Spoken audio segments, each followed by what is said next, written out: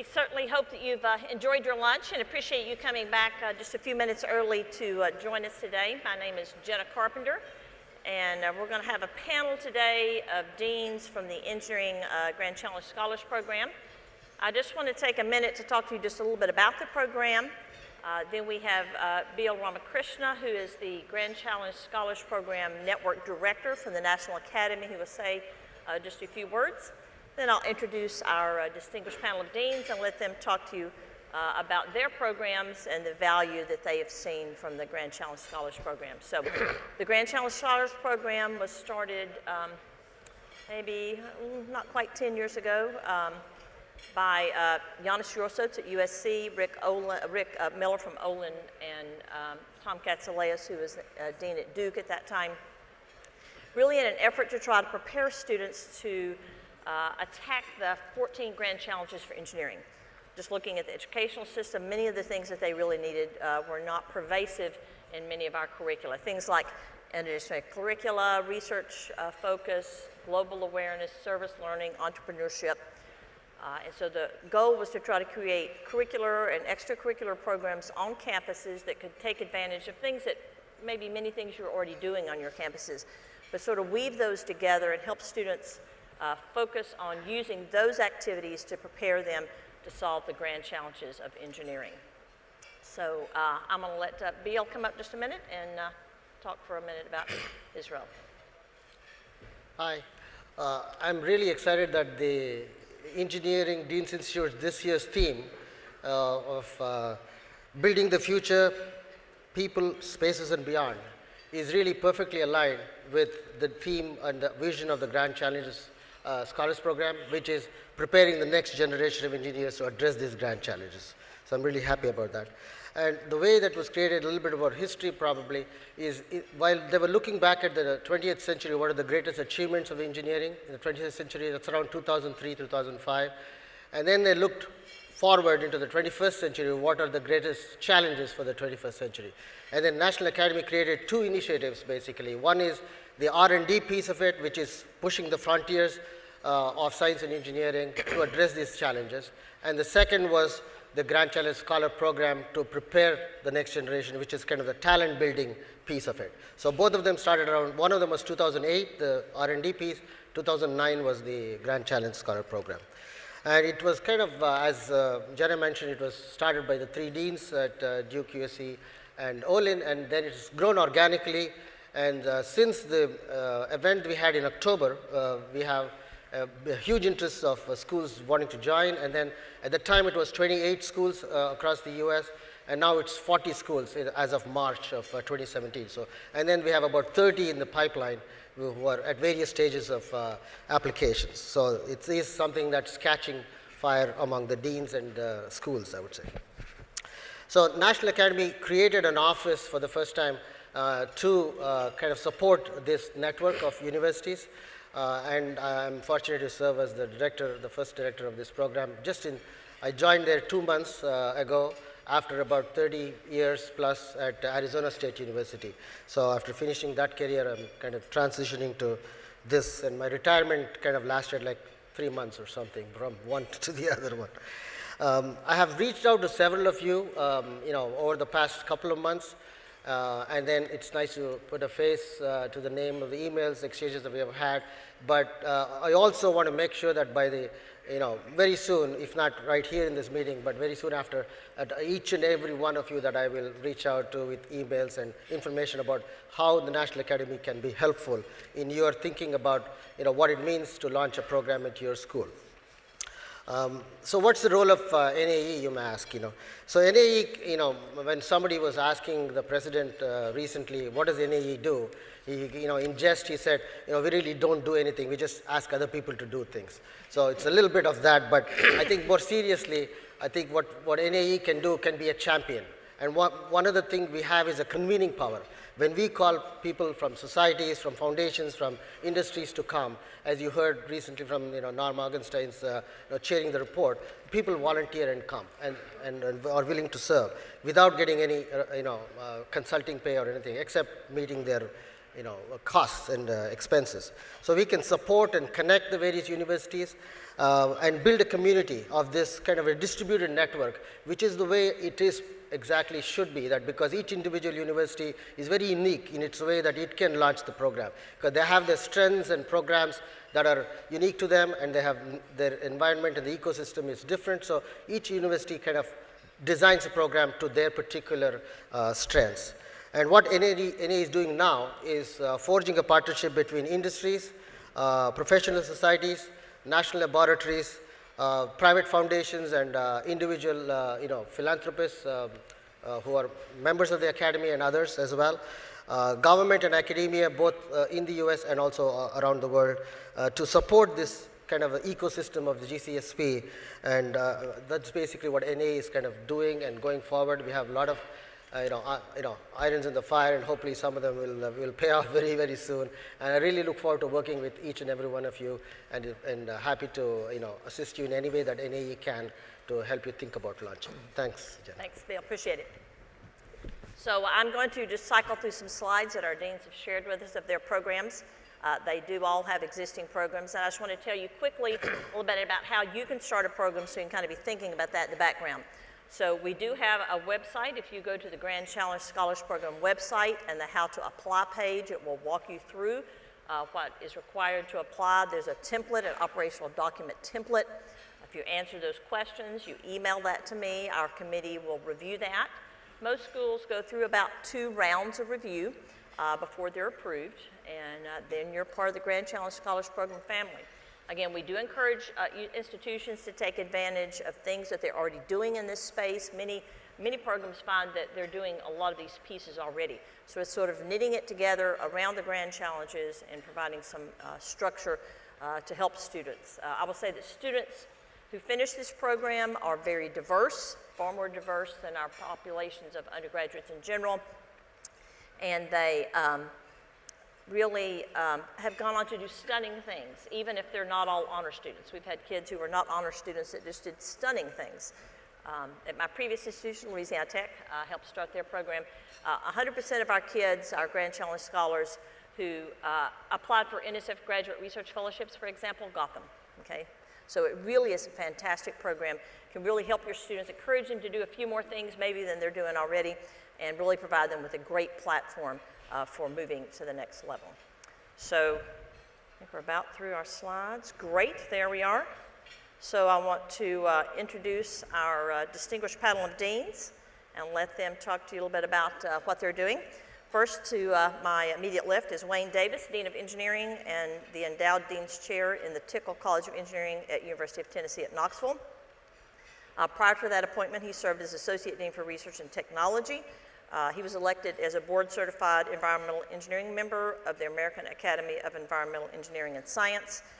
In 2014, he's a fellow of ASEE and is the current Secretary-Treasurer of the Global Engineering Deans Council.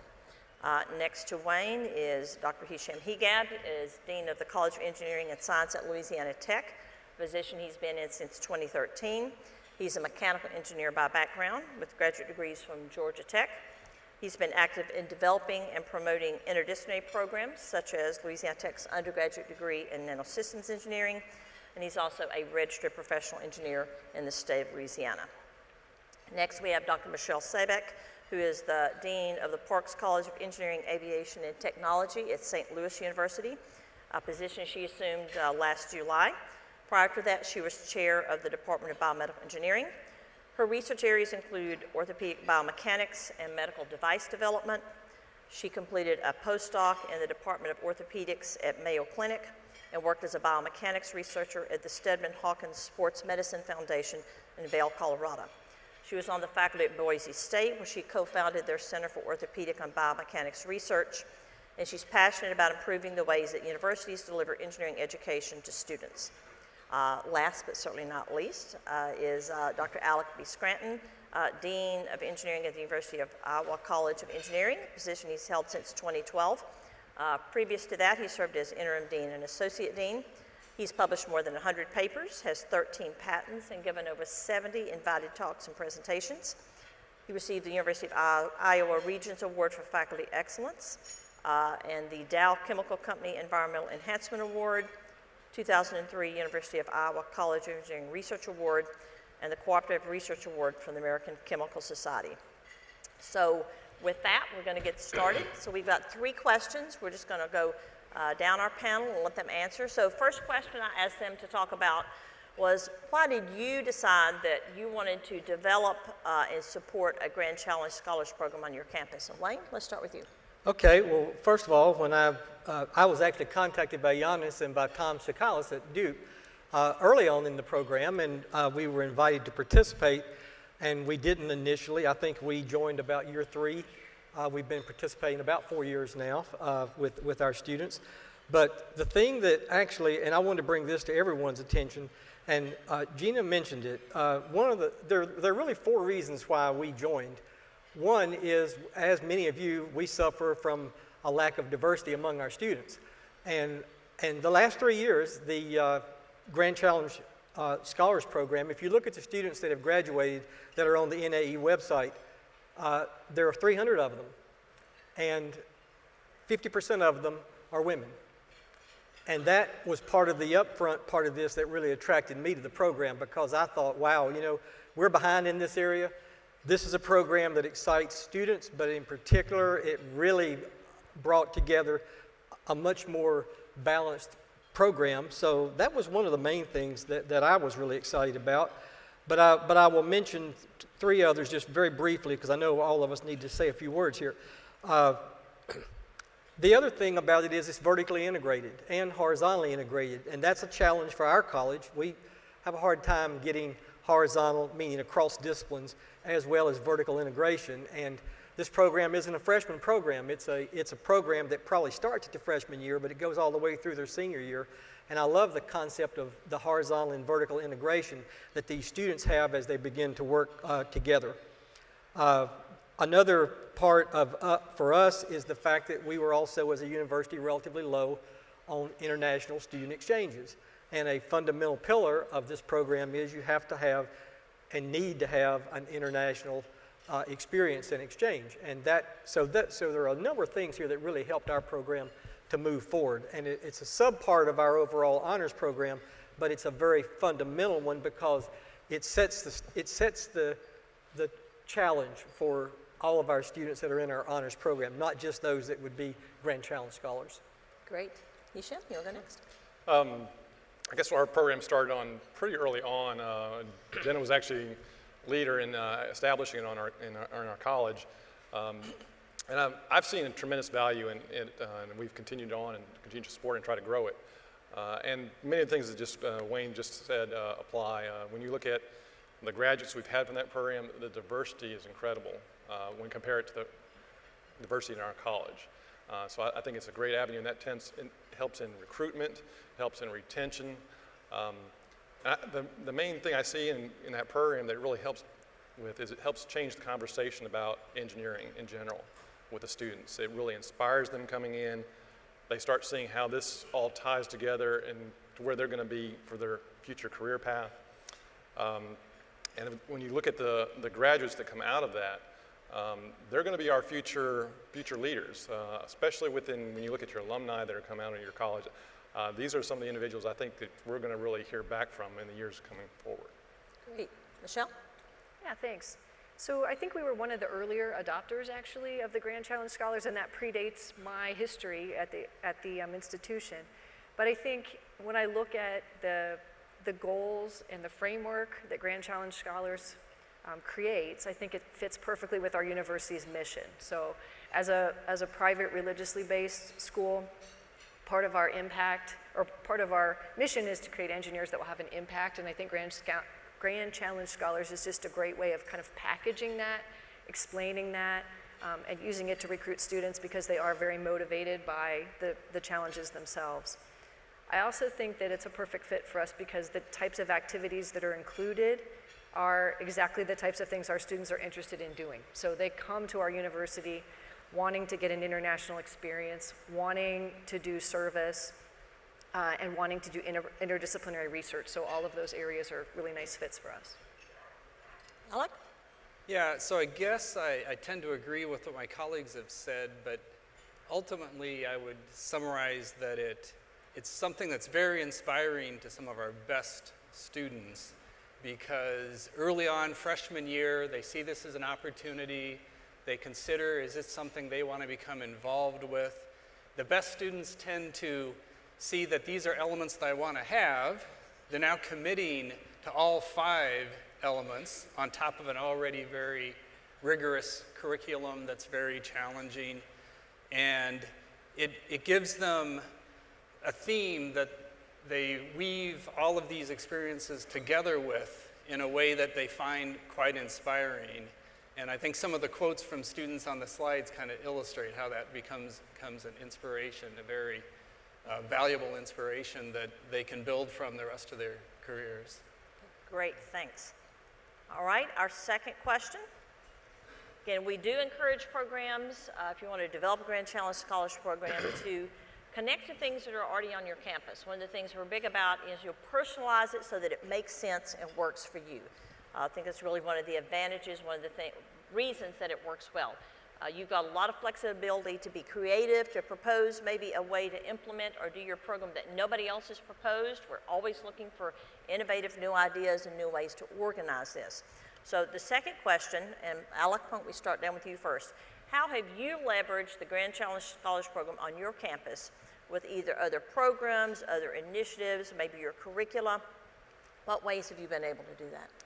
Well, there's a number of ways. So certainly the research program. What the Grand Challenge Scholars list of 14 Grand Challenges does is it gives a context for the students to understand what is the research that's happening in the college on campus. Since a research element is part of one of the required elements, understanding what could be accomplished with this research, because like all of your colleges, we have research that connects with all of the grand challenges. It just provides a very early context that way, I would say. There's programs in other colleges that this provided a nice way to connect with. A good example is the entrepreneurship program. It was in existence for a long time. Mostly in the College of Business, it's something that's been highlighted as a top 20 entrepreneurship program. But now that's something we could naturally connect with, so pretty much every Grand Challenge Scholar connects with that entrepreneurship program to fulfill that element. It gives a theme for the service learning. We have service learning largely with developing countries. Again, something that students are inspired by, but it helps ensure that we build those connections and have all of those opportunities for the service learning element, and I guess that goes for the global element as well. So those are some ways that it provided a context to connect all over campus. Okay, great. Michelle? Yeah, I would echo many of those ideas. I think it really has provided us some ability to tie some things together that were going on campus but that weren't necessarily coordinated.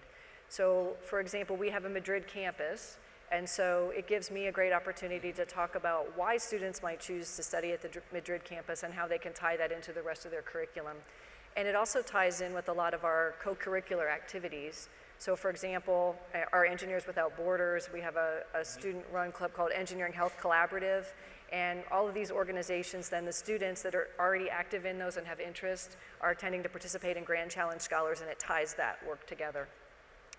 I would say the other thing that's done is kind of inspired me to come up with some new ideas. So we have a new program this year with our Madrid campus where we've actually invited students to come and study in Madrid their very first semester in college. And I've tied that to the Grand Challenge Scholars, so the students will be introduced to Grand Challenge Scholars as part of their introduction in their first semester, and they'll really have gotten one of the amazing experiences already under their belt. And so then I'm hoping that they'll be very intentional about thinking about the rest of the activities that they participate in throughout their college career, so that it'll be actually fairly seamless for them to complete the Grand Challenge curriculum, essentially. Hisham? So we've, again, tried to leverage programs within our college as much as we can. One of the first things that the students will typically do, we have a freshman engineering curriculum that's called Living with the Lab, a very project-based curriculum that culminates in the spring in kind of a mini design project. And so the Grand Challenge Scholar students will, again, use that project as one of the first things that they tie into their theme that they've chosen for their Grand Challenge. We also incorporate volunteer hours into that curriculum as well, so that starts their service learning work as well.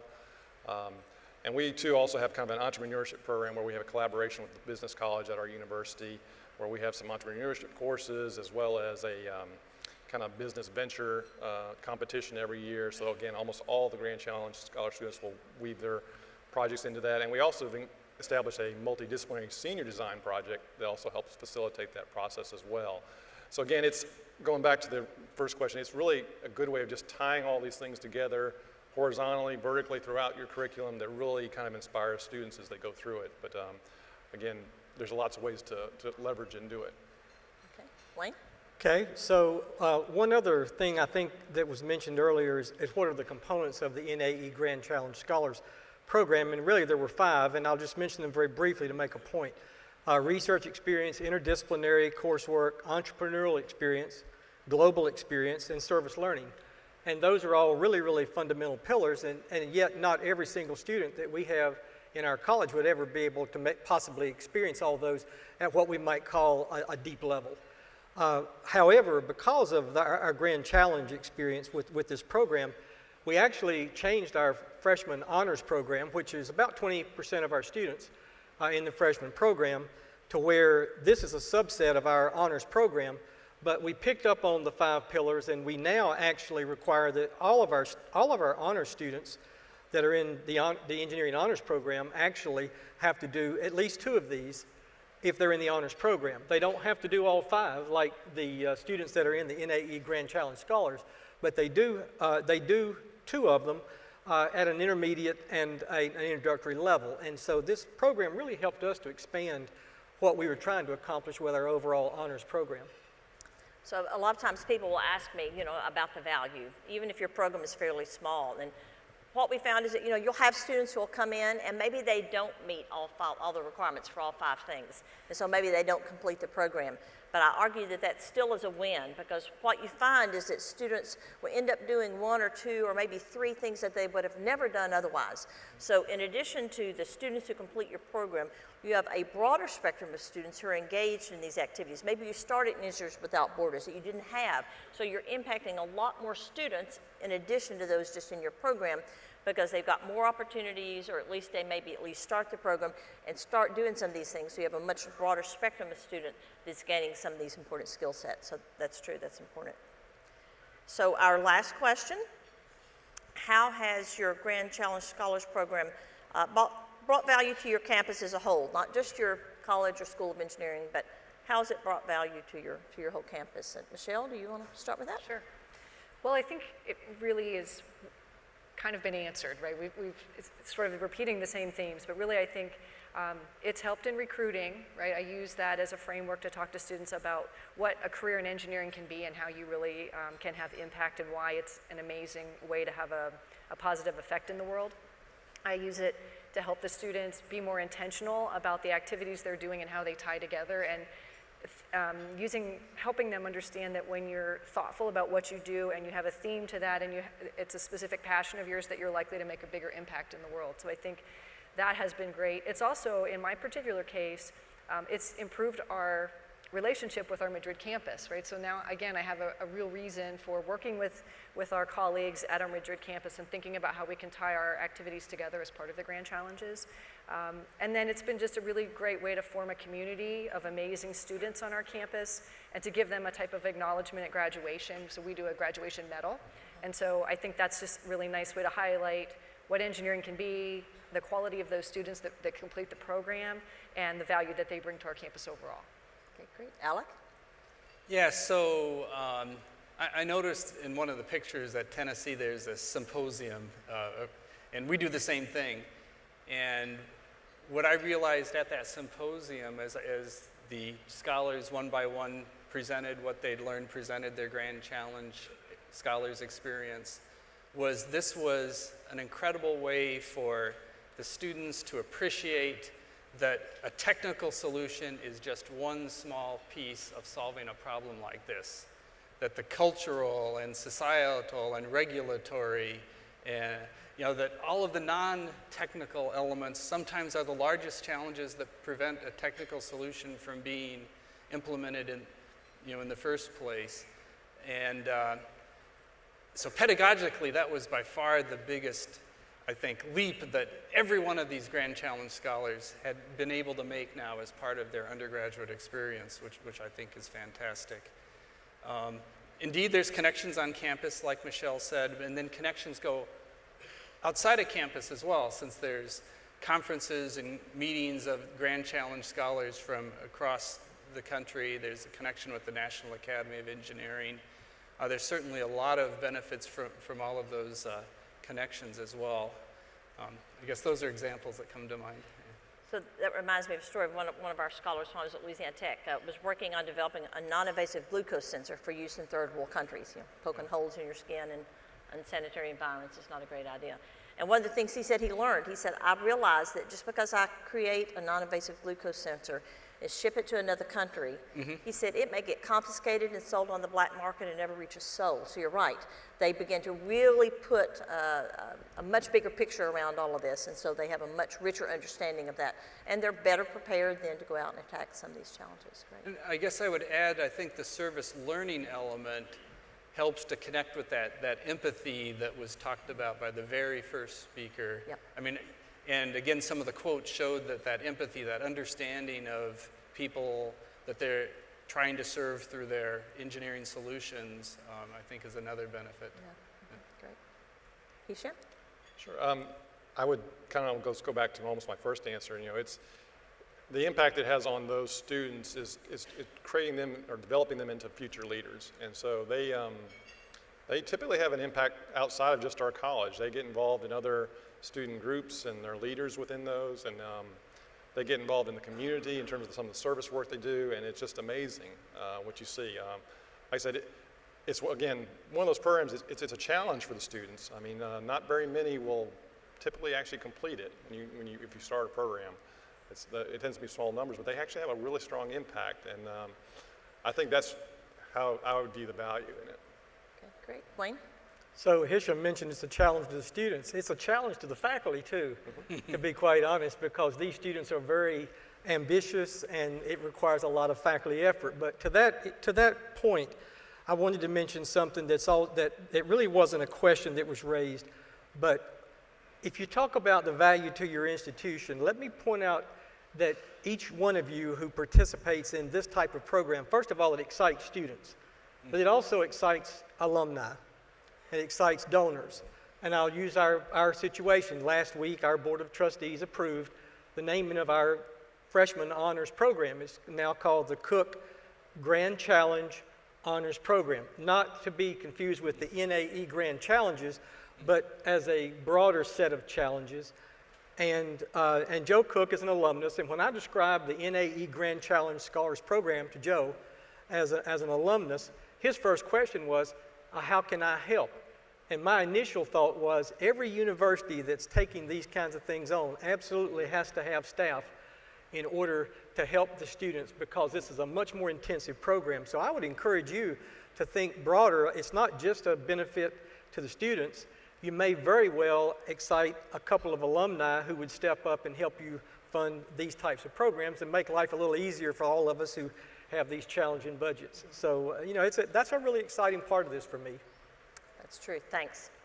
I do want to make one more announcement, and then we wanted to open up for Q&A. So we worked hard. I appreciate our panelists for being succinct so that we had some time for Q&A.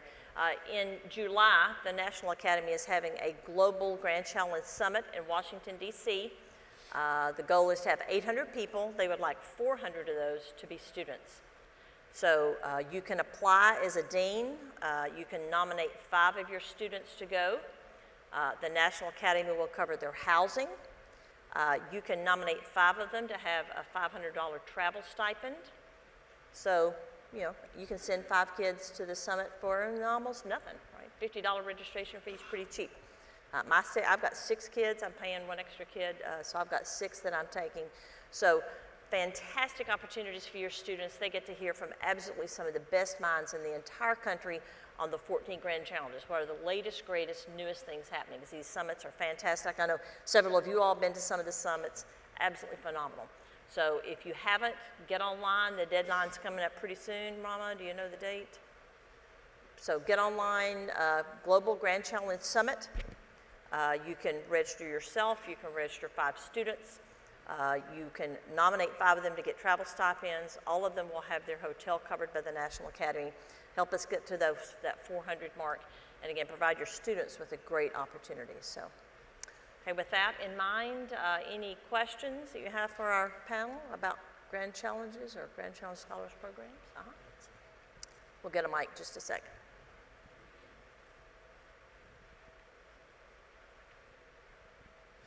Do any of you keep any data for these students when they leave your institutions, what they do, and whether they succeed in higher numbers or in their future professions?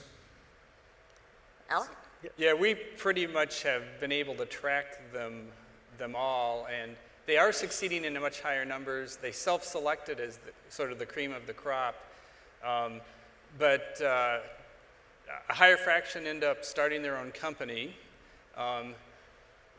You know, Allison Kindig not only has just now started her own company, she received a Gates Cambridge Fellowship, went to Cambridge. Pretty much almost everyone pursues, or I guess every single one has pursued an advanced degree of some type, and then has pursued something where they're motivated and inspired by, you know, to create their own future in a way that's much more than the average student, I guess is how I'd characterize it. Yeah, I'd say a similar thing. Most of ours have gone on to pursue advanced degrees. At least a handful of PhDs come out of that. Jenna had mentioned that our first couple of scholars got National Science Foundation graduate fellowships. So definitely seeing a greater success. Again, it's a smaller group, and it's very accomplished students, graduates. Yeah, I would iterate those comments. Several of ours have stayed at the University of Tennessee to go into a PhD program, but most of them have gone on to other universities. We have 2 at Georgia Tech, 1 at UC Berkeley, and 1 at MIT. I mean, so these students are actually doing quite well and moving, you know, right up into the research arena because they really already have 3 years of research experience and entrepreneurial experience, you know, behind them. So they actually are quite successful, and we try to track them all to make sure where they're going. So, I would say nationally, that's the same at many of the schools, prestigious fellowships, med school, and it's not just honor students. At least at Louisiana Tech, our program was not an honors program. We had some students who would not have been honor students and yet did stunning things. They started organizations, they won national awards, stunning things, absolutely stunning things. So it can reach a huge broad spectrum of students. Great question. So the question I have is, with 14 grand challenges, do you support programs or topics across all of those, or have you down selected to focus in those that your institution is uniquely capable of serving the students and topics and things like that? 14 seems like a really big number to try to focus on, so I'm just sort of curious about whether there is any down selection of the topics within the grand challenges that your students focus on. Yeah, at the University of Iowa, where we have a special research expertise is where the students are gravitating. The water resources, many of the medical and biomedical applications, making solar energy economical is something that inspires students a lot, but definitely a subset, probably about 6 or 7 of the 14 primarily. Michelle? I would echo that we don't limit them, but they self-select to the areas that they have interest in. The medical ones, certainly, environmental. So while we don't control it, but it really does end up kind of filtering itself. It's similar. It's open in our program, and we've had quite a variety of them chosen. It becomes a little bit more challenging for the students depending on which one they select in terms of, like, if we have researchers in that area or not, or they have to look outside the university for an REU experience or something that would match up to that area. same with me. Yeah. I would say nationally, some of them let people choose anything. I think we've even probably got some programs that maybe focus it to one or two, so you're welcome to do whatever you'd like, yeah. Great question.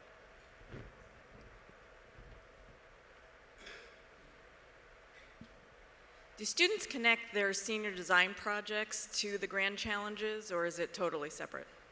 Ours typically do. Not necessarily universal, but most of the time they would. And like I said, sometimes they also do it at the freshman level for ours as well. Yeah, and I would say that it's all over the board. We have some that will go into their senior design. They'll actually work as a group and that's part of that horizontal aspect that I mentioned earlier. Sometimes there will be 3 or 4 of those students that will work as a group because they're working on a challenge for one of the competitions, like the one in London or Beijing that was held. And they may end up going into the senior capstone project with something together. But most of the time, they're independent. But we don't preclude that. So. Yeah, I same. agree. Yep.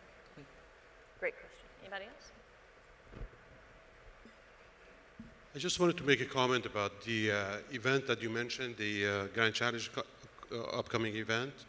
Apparently, that list is completely full because we registered the students about 3 weeks ago, and we received an email that they can only be in the waiting list. I'm not sure what's Oh, waiting list? Okay, I've not gotten.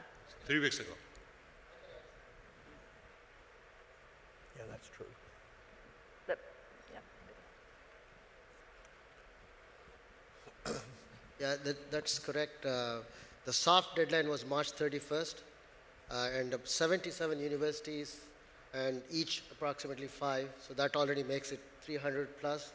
And then there is room for people from Beijing, China, and UK, and other international partners. So it's crossed more than 450 or 470 right now. But we may not get the right numbers from China and Beijing, and UK. So by May 15th, the waiting list will be opened up because that's the deadline we have given them to confirm to us. So as far as the students is concerned, but as far as professionals, we are about 150 or something like that. So we still have room for, professionals to attend, up to 400. Great.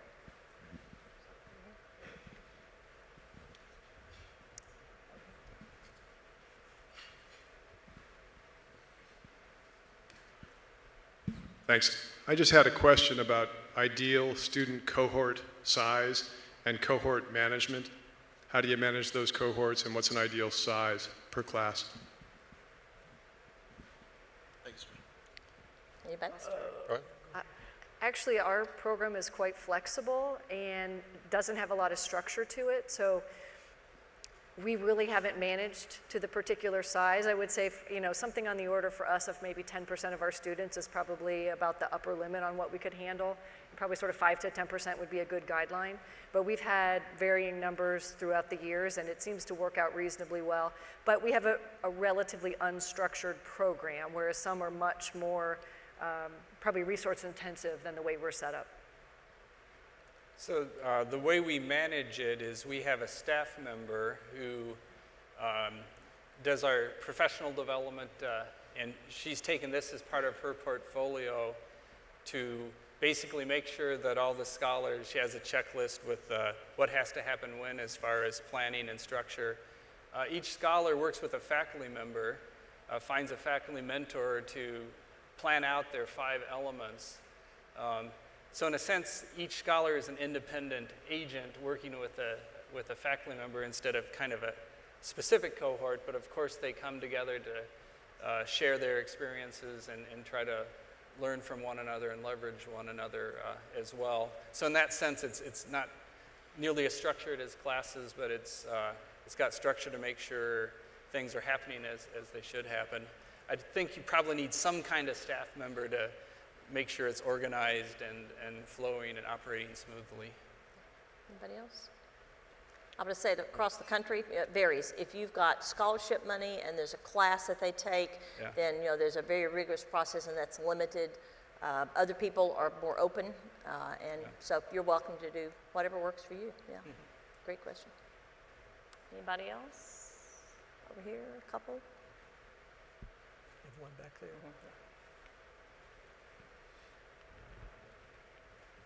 I know some of you mentioned that you have great demographics in terms of underrepresented minorities and women participating in your cohorts, but are you influencing the pipeline? Students coming into your institution because of the program that you have. Do you get more women? Do you get more underrepresented minorities? I'm going to suggest it's maybe a little early to know for sure on that. I mean, this program has had about 5 years or 6 years of graduates, and at the beginning it was a little smaller. My own feeling about it is that for us, I think it will influence the pipeline because we have expanded this as a subset of our honors program. And our honors program, we're using this type of program as advertising, outreach, recruitment for students. And I go back to the premise that 50% of the students that have participated in this program to date are women. And for us, that was one of our challenging areas for the pipeline. So I think it will help with that, but maybe a little premature to be able to show data that would say absolutely this made a big difference. Anybody else? Yeah, I'd say it's hard for us to say if it's affected it based on the data yet. Plus, we have multiple programs going on in that area to say this one individual program is making a difference or not. But I would say we have seen an influence over the last few years, particularly in our female student ratio has been moving up. But I don't know if I could specifically attribute it to Grand Challenge scholars, but it plays a role in it, I'm sure. I guess I would suspect that it helps with retention of some of the students more than attracting, but that's just sort of my, I guess, instinct on that. I will say that some programs are using it to recruit, and so I think if you're using it to recruit high school students, then you've gotten some programs don't really talk to students about till they arrive, so it kind of varies. So we had somebody at the back table. Yeah, Mike. Yeah, could you talk a little bit about the kind of the incremental cost when you implemented this program? Is it a staff person, or is there more cost than that, just to give us a feel? Great question. So, our model is actually not using a staff person. We're using faculty primarily. So I have a steering committee that's a group of faculty that have an interest in the area. It's part of their kind of service contribution. And so they kind of help manage it from that side. We do help a little bit, I guess, staff-wise, and just in terms of sharing information about the program to prospective students. But from that standpoint, has not been very cost-intensive. The last year, I've started putting more some scholarship funds into the program to help with some of the different experiences they have to do, particularly trying to help with the study abroad kind of a issue there in terms of getting that in. But that's been kind of it. And like I said, I think from that standpoint, it's pretty minimal. And I think there is some pretty good opportunities for actually being able to create a source for those revenues as well in terms of looking to donors and to support it. Yeah, my comment on that is I think it does cost time. It's either faculty time or staff time. And my point to each of you would be, it's exciting enough to donors that you can have people step up and do this. And the endowment that we just received, I'm hiring a full-time staff person, not just for the NAE program, but it's for the NAE and the Grand Challenges program for our honors program. So I do think it takes staff because it's a much more intensive way to operate. So, but I think you can convince people that might step up and create those types of opportunities for you. Yeah, I would echo that we didn't hire anybody new, but people's time was redirected, so I guess it was opportunity cost in that sense. There was a committee of a faculty member from each department who defined and created our program that we submitted for approval. So it was their time as well, but they all became champions within their departments. And indeed, we had a donor, an alumnus, who is especially inspired and motivated by big problems that are multifaceted, who basically is providing the only direct funding. And we use that funding primarily to support the service learning and study abroad, basically the travel and the added costs that come with those kinds of experiences. And I actually think I've spent almost no money at all directly. Of course, there are some opportunity costs. We have faculty that are involved. But I mentioned that we do kind of an acknowledgement at graduation, and I think buying the medals that they were at graduation is the only actual financial commitment I directly have to the program. But we're lucky, in my case, that students have a mechanism that they can study abroad, and it actually is in some ways less expensive for them to go to our Madrid campus than to study in St. Louis, and so they can really cover the cost of their travel if they choose that particular experience, and it doesn't cost them extra to do that. But again, our program is relatively unstructured. I might just be lucky in that we have the type of students that already are out there doing service. They want to get international experiences. They're doing that stuff already. And so really, I just sort of give them the roadmap, and they do it. We don't really do that much mentoring. I hope to improve on that, and we're going to be more intentional about it. But in some cases, great students, they'll do it if you just kind of explain to them what you want them to do, and they'll follow through. So again, you do need somebody to manage the program, so it is somebody's time. And we've got programs that vary from Michelle's that really don't put really much cash into it all. I mean, somebody's running the program, to ones that do put a lot of money because they've developed a course. You've heard people talk about study abroad. That's not required. A lot of programs will at least have that as an option for global awareness. But there are also programs that have students who develop global awareness through other avenues. So again, you're open to and free to design that as you'd like. But certainly if you want to build that in, that would cost extra. So great. We have somebody over here.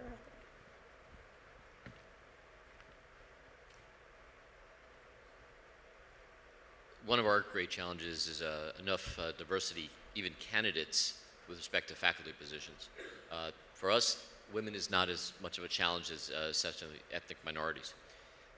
The cool thing about tying a program like this to grand challenges is presumably the potential for exposure to the calling that research is with respect to these things. Now, you mentioned a bunch of fellowships of people going to serious research universities, and I was just wondering if any of you have sort of focused on this question of how to inspire people to go into research through this program.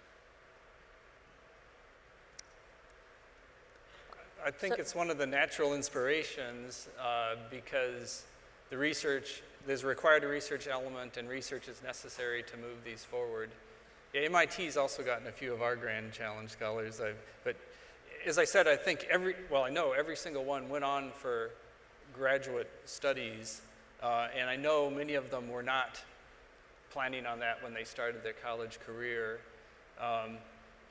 Interestingly, about 2/3 of our Grand Challenge scholars are Iowans. Some of them first-generation Iowans, even though only about 40% of our student body are, and I'm not sure why that was, but it certainly did give them experiences they'd never had before, and I think it served to inspire things like getting a PhD and pursuing a life of research. Yeah. I would say it's not part of the focus, but it is just a result that comes naturally out of the program itself because of broadening their perspective, I think, and having that research exposure at the undergraduate level. So your research is one of the 5 components. So either REUs or students will do research on campus. And a lot of times they do that early in their career. And so it kind of begins to hook them something they probably would have maybe never thought of before. Great. Any other questions? Anybody else? All right. Well, thank you so much. We're going to give you back like 20 minutes. I know. Please help me thank our fantastic panel.